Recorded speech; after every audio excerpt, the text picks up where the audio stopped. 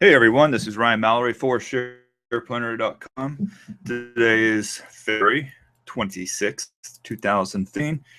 Doing a Google Hangout with you guys and just going over the state of these markets, some trade scenarios, both long and short, that could be in play in the coming days. Just a quick overview on the day. I've added 2 long positions, but I've also closed out 2 long positions. The 2 that I closed out, MasterCard got out at 91.62 for a 6.2% gain. Closed out Morgan Stanley, just couldn't really gain any traction. Completely weak on the news of the $2 billion settlement that it had today. So I closed that out for a 1.6% loss. So the key here is the difference between the winners and the losers. The winners are much bigger, the losers are much smaller. So far this month, any and all losing trades have been kept to 2%, most of them below 1%. The winning trades have seen plenty of 5+%, 4 to 6% gains. So that's when it comes to trading, that's one of the key things you really want to do is you got to keep those losers small, and it's hard to do, but you got to have faith in what you are doing and the principles that you've set for yourself. And when the charts say, hey, this is not working, that doesn't mean that it's time to hope that it'll start working. It doesn't mean that it's time to wish that it'll start working, or time to say, let's hold it one more day to see if it will start working. If it's not working, then it's not working. And yes, I get it. There's a huge fear out there, and I get it every time I close out a position, the stock goes up higher. I get emails about it all the time. Why'd you close out this trade? The fact of the matter is stocks are always going to go up and they're always going to go down. We have no control over that as traders, okay? But when the charts are not working right, that's when it's time to get out, because it's not the right trade setup anymore. When the trade setup is not there, when you don't have that edge, it doesn't mean that it can't still go up or down and make you feel good and be right for you ultimately, okay? Some people will call that patience. That's a different subject. But what it comes down to is are you trading with an edge? Are you trading based on what the charts show you, not what you hope, wish, or feel? Okay, it's not about guts. It's not about courage. It's not about any of that stuff. Just follow the chart, okay? And yes, when you follow the chart, there's going to be times when you're saying, dang, I just got out at $100 and now it's trading at $110 3 days later. Why did I get out? Why? So then what you do is you take that to the next trade, that experience to your next trade. And you're like, oh, I'm not getting out here. No way I'm getting out. I saw what happened on the last trade. The stock went to $110. Okay, I'm sticking to my trade here. It's going to go up. And what does it do? It goes down to $90. Okay. Did you miss out on the extra $10, which you shouldn't have been worrying about in the first place? But then you lost an additional $10 by trying to carry over a false principle or a false lesson from one trade to the next trade. So it's like a pick six. It's like you're at the goal line, okay? You're about to score a touchdown and you throw an interception and the guy takes it 7 points the opposite direction, and it's a 14-point swing in the ball game, okay? So you can't be obsessed. People tend to obsess more about what a trade does after they get in the trade than they do when they're in the trade. And if you just focus just on your time and efforts, just the trades in, and quit worrying about what the trade does after you get out, you'll be fine, okay? Because at the end of the year, when you're tallying up, you're not going back and saying, I should have held that stock. I should have held that stock. I should have held that stock. No, man, you're saying, you know what? I was up 30%. I was up 40% on the year. It was a good year. Kudos to myself for sticking to my trades and trading what I'm seeing and trading what the charts are showing me. All right. That's my rant, okay? Done. S&P. Couple of things that has me somewhat squeamish about this market today. I mean, you can see in the last 30 minutes, we're getting a little bit of a volatile price action here with this latest 30-minute bar. But overall, what do you see here? There is a head and shoulders pattern that it's just not that great, okay? You have the left shoulder right here. You have the you have the head of the pattern right there. And then you have, you know what, let me put it on the bigger scale here. There we go. Left shoulder, head, right shoulder. Okay, very well formed. We actually confirmed it not too long ago, but happens oftentimes with these head and shoulders pattern in this kind of a market that we've been in over the last 5 years, is you break below it and then you pop. Okay, so I was looking at SPXU as a trade, get into it, and for a good reason. Okay, this is basically the 3x short the S&P 500. It's really the only 3x. This and UPRO are really the only 3x's that I'll trade. I don't do the TNA, TZA, TVIX, UVXY, FAS, FAZ. Is too much volatility, too much risk. SPX 3xers, you can usually manage the risk a little bit better. But looking at this 30-minute chart on the S&P 500, ignore all the moving averages. I know they're all over the place, but 1, 2, 3, 4, and then for a while there you had a fifth red bar. At that point, I'm saying to myself, okay, if I get in at this point, I'm risking the chance of a snapback, and we did get that some. Now the question becomes, how much of a snapback is this going to be? Is it going to be one where it sees us rally, hard into the close, or is it, just bidding its time before it starts drifting lower again? What this reminds me of is what we saw back in the middle of this month here. You had a clear support level that could not be violated by the S&P 500, and boom, right out of, towards the end of the day, it did that. Actually, right at the beginning of a trading session, it drops right below it, gaps way down, and then it spends the rest of the day putting in 12 straight 30-minute candle bars, which is actually an extreme rarity. But you can see the bears got squeezed because they tried to jump in on this support break. So while I might be looking at the S&P 3X, which is SPXU, I'm very cognizant of what a lot of these breaks do. They just sucker people to bear later on. So we may have that here. I don't know, but it's worth waiting and seeing what kind of action we get for the remainder of the day here. All right, so that's the S&P 500. Nasdaq, obviously, I think we were up like 10 straight days here for a while there. That's not it. And then we finally had a down day, if you want to call it that. And then we're back up again today. So S&P, or the Nasdaq's up 13 points on what I have no idea. Nonetheless, it's been actually a pretty good day for Apple's actually coming around quite nicely after dipping lower on the day. I'll show you the chart there. You can see it bounced off of this trend line. Find my mouse. Bounced off of this trend line perfectly, and this trend line goes back to the January lows. So you can see this trend line just went up, up, up, and we tested it today, and it bounced right off. So very good risk-reward entry there. And then let's look at the Russell. It's up as well today. So it's really just the S&P 500. I mean, you look at like Hewlett Packard, that's a drag on the market today. You look at IBM, definitely a drag. And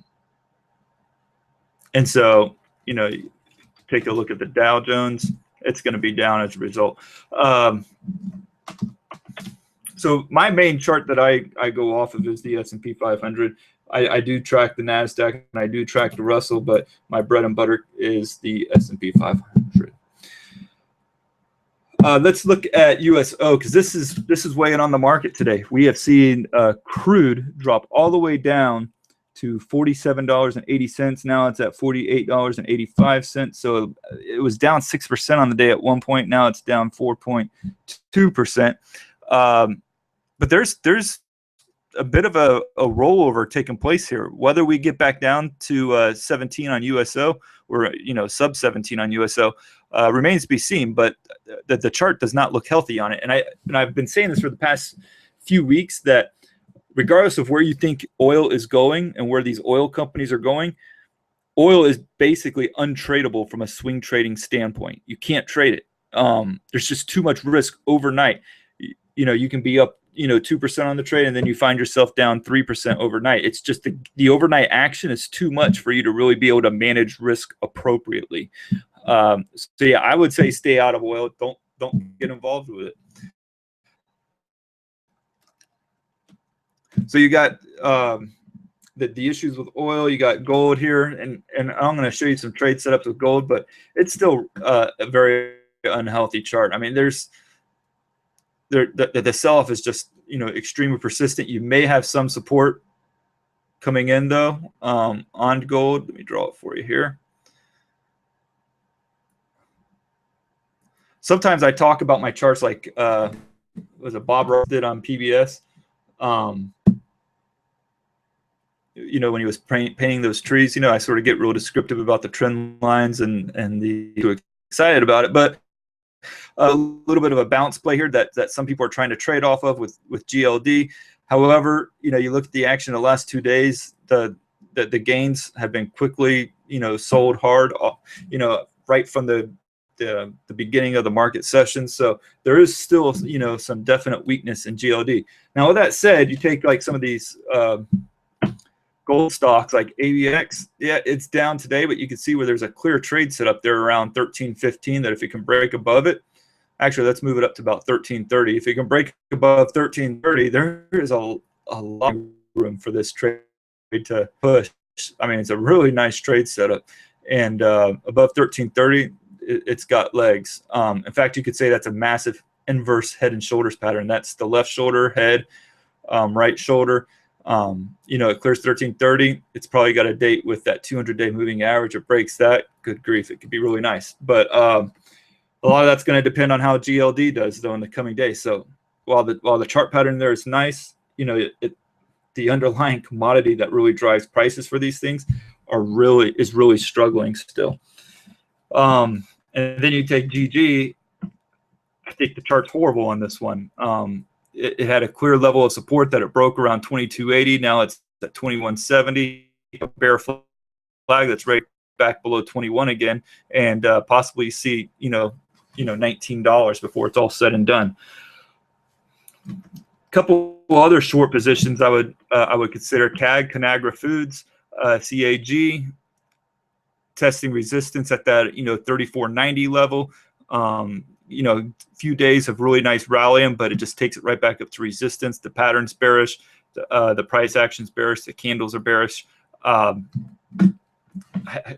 think it'd be foolish to ever even try to get long on CAG right now, but very good chance that also sees a 3350 or that 200-day moving average again, and sees if it can't even break that as well. CCU's line. You know, not as clean of a chart, but, you know, a case can be made if it breaks below that 43 level. That one's going to get very bearish quickly, too. CTL, CenturyLink, ignore this trend line. I don't know why I still have that on there. But, yeah, this one is just horrible. It cannot get back above the price level at 37.60. So, with that said, it's got a long ways to draw below it. I mean, you can see it going all the way down. It just is not a good chart. This is what you call a distribution. Distribution going on since August all the way through February, and then it breaks that support level. Ugly chart. And finally, my last short setup, PPL utilities been very weak overall. I mean, you look at some of these utility plays like NextEra Energy. I mean, been just such a dominant play over the years, and even this one's really starting to buckle a little bit. You can make the claim there's a head and shoulders pattern on that one. Left shoulder, right shoulder, or left shoulder, head, right shoulder, and now it's looking to break below that 103 level. Does that? Eek. So PPL, same thing. It's actually breaking. So once it lost that 3440 level, that's where it got nasty. It's losing the 200-day moving average too today. Yeah, ugly chart. It's a head and shoulders as well. I think you could get long there, possibly put your stop loss, probably like 35, 33, have about 3% risk on the trade, and there you go. V, I talked about getting out a MasterCard today, but look at Visa, setting up pretty nice. Nice little coil action there for most of this month, but it could be breaking out. Visa is pretty much the reason why the Dow has done as good as it has over the last year or two.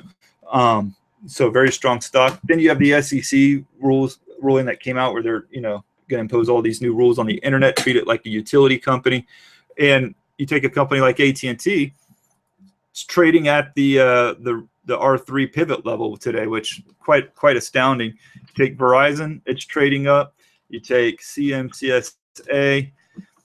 It's going to be down today, but it's really not taking hits. So, you know, like a guy by the name of Ticker says in our splash zone, the share planner splash zone, you know, probably a lot of legal battles that's going to be ahead for this kind of a ruling before it really takes its impact on the ISPs. A few more AMTD. You can see here, there's definitely a breakout opportunity there, not for today, but if it gets back above that 36.75 level, that might be one for tomorrow. And then you have BKD, which is pretty volatile the last few days. I mean, look at these moves in it, but nonetheless, you know, I don't know if this is a trade that I'm going to particularly take just because managing the risk on it's going to be a bit difficult. But you know, if it gets above that 37.30 level, then it could too. But that's going to do it for today. We got about 22 more minutes left in the trading session. You know, we've had to trim the exposure in the portfolio from about 7 positions earlier this week down to 4 positions today. So that didn't all happen in one day. It happened over the last few days. So, but right now, 4 positions about where I want to be. If we continue to see selling tomorrow, then I'll probably end up trimming the portfolio even more. So with that said, y'all have a great day, and you know, one more day before the weekend. So make sure that you get to spend it with family. Just enjoy off from the markets when we do get that weekend.